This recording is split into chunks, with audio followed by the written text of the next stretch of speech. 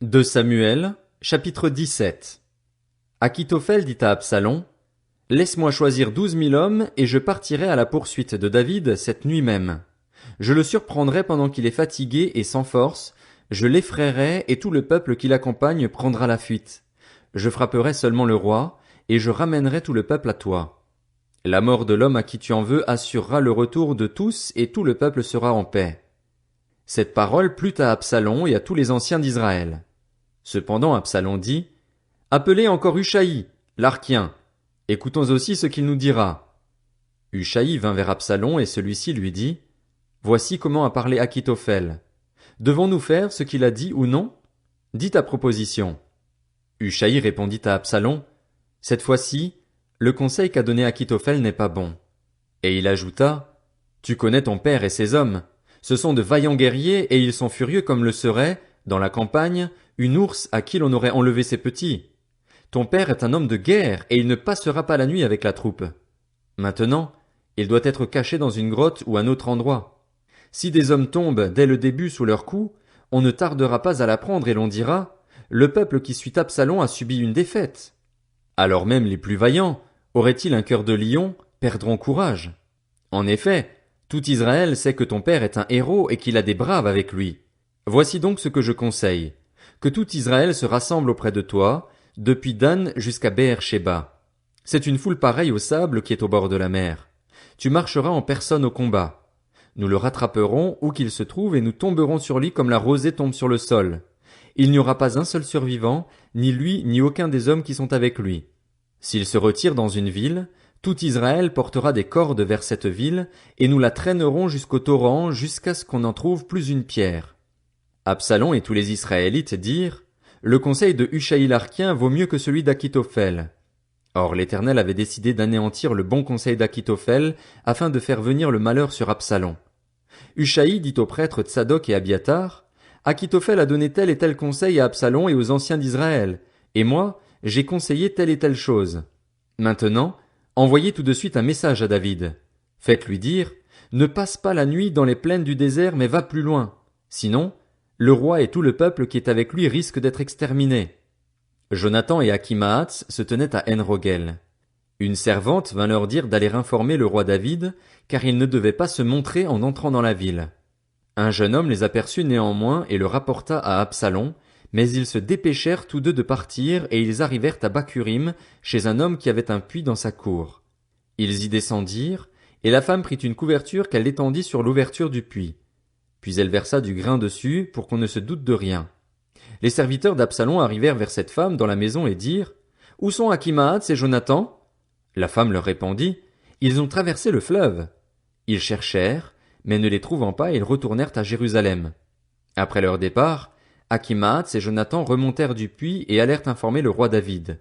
Ils lui dirent, Levez-vous et dépêchez-vous de traverser le fleuve, car Achitophel a donné tel conseil contre vous. David et tout le peuple qui l'accompagnait se levèrent et passèrent le Jourdain. À l'aube, pas un seul ne manquait. Ils avaient tous passé le Jourdain. Voyant que son conseil n'était pas suivi, Achitophel sella son âne et partit pour retourner chez lui, dans sa ville. Il donna ses ordres à sa famille, puis il se pendit. C'est ainsi qu'il mourut et on l'enterra dans le tombeau de son père. Quant à David, il arriva à Mahanaïm, tandis qu'Absalom passait le Jourdain avec tous les Israélites. Absalom mit Amasa à la tête de l'armée en remplacement de Joab. Amasa était le fils d'un homme appelé Jitra. Ce Jitra était un Israélite qui avait eu des relations avec Abigal, fille de Nakash et sœur de Tseruja, la mère de Joab. Israël et Absalom installèrent leur camp dans le pays de Galaad. Lorsque David fut arrivé à Mahanaïm, Shobi, fils de Nakash, originaire de Rabba, la capitale des Ammonites, ainsi que Makir, fils d'Amiel, originaire de Lodebar, et Barzilaï, le Galaadite, originaire de Rogelim, apportèrent des lits, des bassins, des pots en terre, du blé, de l'orge, de la farine, du grain rôti, des fèves, des lentilles, des pois rôtis, du miel, du lait caillé, des brebis et des fromages de vache. Ils apportèrent ces vivres à David et au peuple qui était avec lui, afin qu'ils mangent. Ils se disaient en effet, ce peuple a dû souffrir de la faim, de la fatigue et de la soif dans le désert. 2 Samuel, chapitre 18. David passa en revue le peuple qui était avec lui, et il établit à sa tête des chefs de milliers et des chefs de centaines. Il plaça un tiers du peuple sous le commandement de Joab, un tiers sous celui d'Abishaï, fils de Tseruja et frère de Joab, et un tiers sous celui d'Itaï, de Gath. Puis le roi dit au peuple, Moi aussi, je veux partir en campagne avec vous. Mais le peuple dit, Tu ne feras pas cela. En effet, si nous prenons la fuite, ce n'est pas sur nous que l'attention se portera. Même si la moitié d'entre nous mourions, on n'y ferait pas attention, alors que toi, tu vaux autant que 10 000 d'entre nous. En réalité, il vaut mieux que tu puisses nous porter secours depuis la ville. Le roi leur répondit, Je ferai ce qui vous paraît bon. Puis il se tint à côté de la porte pendant que tout le peuple sortait, par centaines et par milliers. Le roi donna cet ordre à Joab, à Abishaï et à Itaï, Pour l'amour de moi, faites doucement avec le jeune Absalom. Tout le peuple entendit l'ordre donné par le roi à tous les chefs au sujet d'Absalom. Le peuple sortit dans la campagne à la rencontre d'Israël, et la bataille eut lieu dans la forêt d'Éphraïm. Là, le peuple d'Israël fut battu par les serviteurs de David. Il connut ce jour-là une grande défaite en perdant 20 000 hommes. Le combat s'étendit à toute la région, et la forêt fit ce jour-là plus de victimes que l'épée parmi les membres du peuple. Absalom se trouva en présence des serviteurs de David. Il montait un mulet. Le mulet pénétra sous les branches entrelacées d'un grand térébinthe, et la tête d'Absalom fut prise dans le térébinthe. Il resta suspendu en l'air, tandis que le mulet qu'il montait continuait son chemin. Un homme le vit et annonça à Joab, J'ai vu Absalom suspendu à un térébinthe. Joab dit à l'homme qui lui apportait cette nouvelle, Tu l'as vu? Pourquoi donc ne l'as-tu pas abattu sur place? Je t'aurais donné 10 pièces d'argent et une ceinture.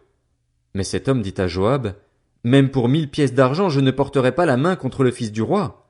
En effet, nous avons entendu l'ordre que le roi vous a donné à Abishaï, à Itaï et à toi. Il a dit, Veillez chacun sur le jeune Absalom. Si j'avais menti et l'avais tué, rien n'aurait été caché au roi. Toi-même, tu aurais pris position contre moi. Joab dit, Je ne vais pas perdre mon temps avec toi. Puis il prit en main 3 javelots et les enfonça dans le cœur d'Absalom, alors que celui-ci était encore bien vivant au milieu du térébinthe. 10 jeunes gens qui portaient les armes de Joab entourèrent Absalom et le frappèrent à mort. Joab fit alors sonner de la trompette et le peuple revint. Il cessa ainsi de poursuivre Israël, parce que Joab l'en empêcha. Ils prirent Absalom, le jetèrent dans une grande fosse au milieu de la forêt et mirent sur lui un énorme tas de pierres. Tout Israël prit la fuite, chacun se réfugia dans sa tente. De son vivant, Absalom s'était fait ériger un monument dans la vallée du roi.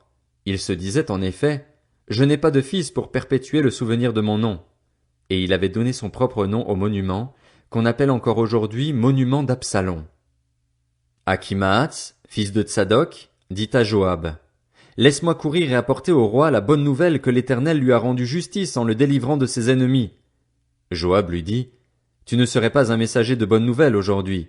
Tu pourras l'être un autre jour, mais pas aujourd'hui, puisque le fils du roi est mort. Puis Joab dit à un Éthiopien, Va rapporter au roi ce que tu as vu. L'Éthiopien se prosterna devant Joab et partit en courant. Akhimaats, fils de Tsadok, insista auprès de Joab. Quoi qu'il arrive, laisse-moi courir après l'Éthiopien. Joab dit, Pourquoi veux-tu faire cela, mon fils? Ce n'est pas un message qui te sera profitable. Quoi qu'il arrive, je veux courir, reprit Akhimaats. Joab lui dit alors, Cours! Akhimaats courut en empruntant le chemin de la plaine, et il dépassa l'Éthiopien. David était alors assis entre les 2 portes de la ville. La sentinelle marchait sur le toit au-dessus de la porte, sur la muraille. Elle leva les yeux et regarda. Un homme courait tout seul. La sentinelle cria pour l'annoncer au roi. Le roi dit, S'il est seul, il apporte de bonnes nouvelles. Cet homme arrivait toujours plus près. La sentinelle vit un autre homme courir. Elle cria au portier, Voici un homme qui court tout seul. Le roi dit, Il apporte aussi de bonnes nouvelles. La sentinelle dit, La manière de courir du premier me paraît être celle d'Akhimaats, le fils de Tsadok.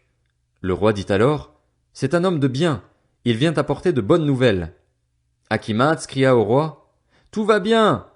Il se prosterna devant le roi, le visage contre terre, et dit, Béni soit l'Éternel, ton Dieu.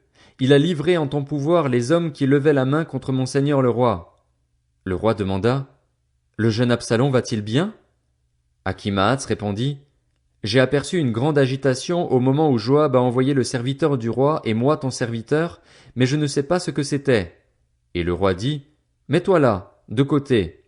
Akhimaatz recula et se tint debout. Alors arriva l'Éthiopien. Il dit, que le roi mon seigneur apprenne la bonne nouvelle. Aujourd'hui l'Éternel t'a rendu justice en te délivrant de tous ceux qui s'attaquaient à toi.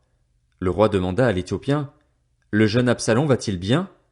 L'Éthiopien répondit, qu'il soit comme ce jeune homme, les ennemis de mon seigneur le roi et tous ceux qui se dressent contre toi pour te faire du mal. 2 Samuel, chapitre 19. Alors le roi, bouleversé, monta dans la chambre située au-dessus de la porte et pleura. Il disait tout en marchant, mon fils Absalom, mon fils Absalom, si seulement j'étais mort à ta place. Absalom, mon fils, mon fils. On vint dire à Joab, le roi pleure et mène le deuil sur Absalom.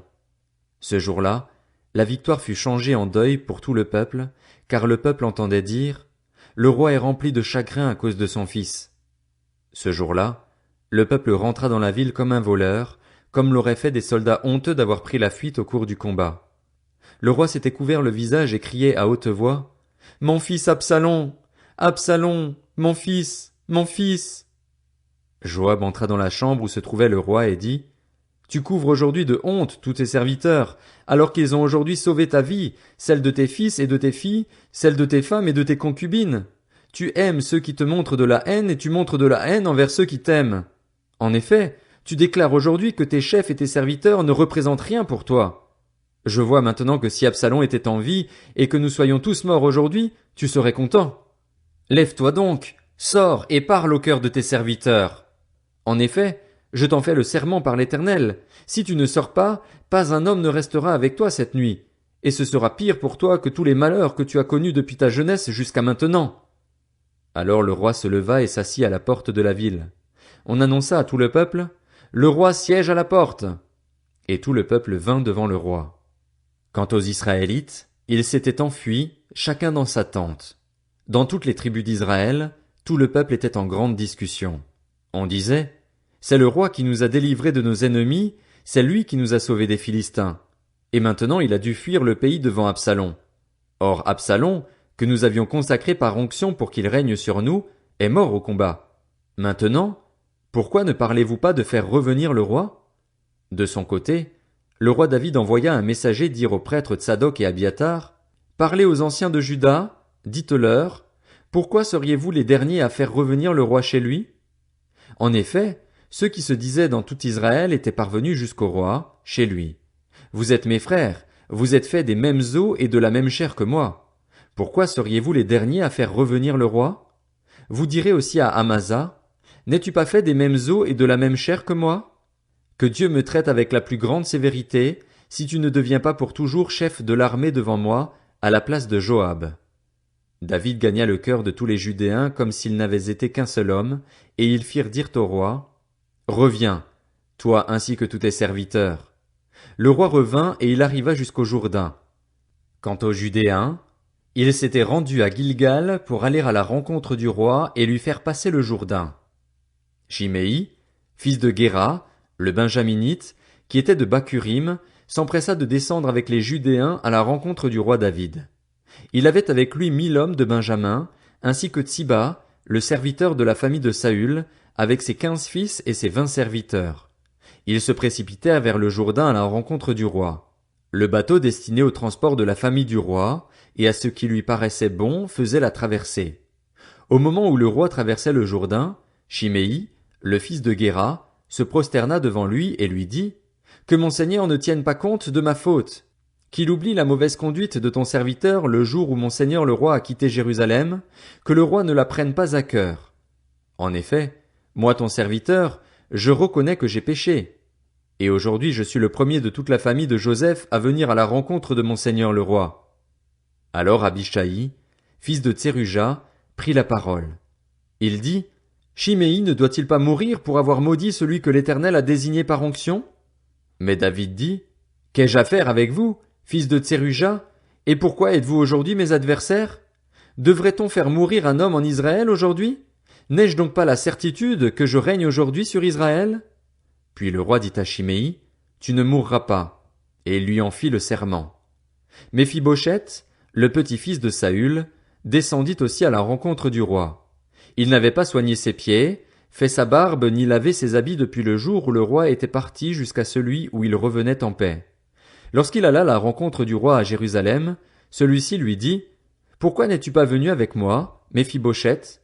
Il répondit, Roi mon seigneur, mon serviteur m'a trompé. En effet, moi ton serviteur, qui suis estropié, j'avais dit, je vais faire seller mon âne, je le monterai et j'irai avec le roi. Et lui, il m'a calomnié, moi ton serviteur, auprès de mon seigneur le roi. Mais mon seigneur le roi est comme un ange de Dieu. Fais ce qui te semblera bon. En effet, tous les membres de ma famille ne méritaient que la mort aux yeux de mon seigneur le roi. Pourtant, tu as accueilli ton serviteur parmi ceux qui mangent à ta table. Quel droit aurais-je encore de réclamer quoi que ce soit au roi? Le roi lui dit, à quoi bon toutes tes paroles? Je l'ai déclaré, Tsiba et toi, vous vous partagerez les terres. Méphibosheth dit au roi, il peut même tout prendre, puisque mon seigneur le roi est revenu en paix chez lui. Barzillai le Galaadite descendit de Roguélim et passa le Jourdain avec le roi pour l'accompagner de l'autre côté du fleuve. Barzillai était très vieux, il avait 80 ans. C'était lui qui avait pourvu à l'entretien du roi pendant son séjour à Mahanaïm. En effet, c'était un homme très riche. Le roi lui dit, viens avec moi, je pourvoirai à ton entretien chez moi à Jérusalem. Mais Barzillai répondit au roi, combien d'années vivrai-je encore pour que je monte avec le roi à Jérusalem? Je suis aujourd'hui âgé de 80 ans. Suis-je capable de distinguer ce qui est bon et ce qui est mauvais? Ton serviteur peut-il savourer ce qu'il mange et boit? Puis-je encore entendre la voix des chanteurs et des chanteuses? Et pourquoi ton serviteur serait-il encore une charge pour mon seigneur le roi? Ton serviteur avancera juste un peu de l'autre côté du Jourdain avec le roi. Pourquoi, d'ailleurs, le roi m'accorderait-il ce bienfait? Laisse donc ton serviteur repartir chez lui. Que je meure dans ma ville, près du tombeau de mon père et de ma mère. Mais voici ton serviteur Kimham. Il accompagnera mon seigneur le roi. Fais pour lui ce qui te plaira. Le roi dit, Kimham m'accompagnera donc, et je ferai pour lui ce qui te plaira. Tout ce que tu me demanderas, je le ferai pour toi. Quand tout le peuple et le roi eurent passé le Jourdain, le roi embrassa Barzillai et le bénit. Barzillai retourna alors chez lui. Le roi prit la direction de Gilgal, et Kimham l'accompagna. Tous les Judéens ainsi que la moitié des Israélites avaient fait traverser le Jourdain au roi.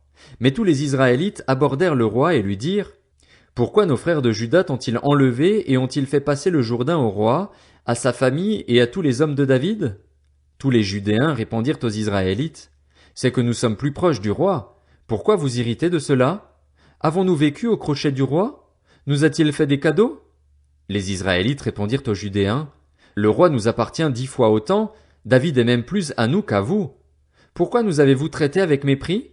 N'avons-nous pas été les premiers à proposer de faire revenir notre roi? Et les Judéens parlèrent avec plus de dureté encore que les hommes d'Israël.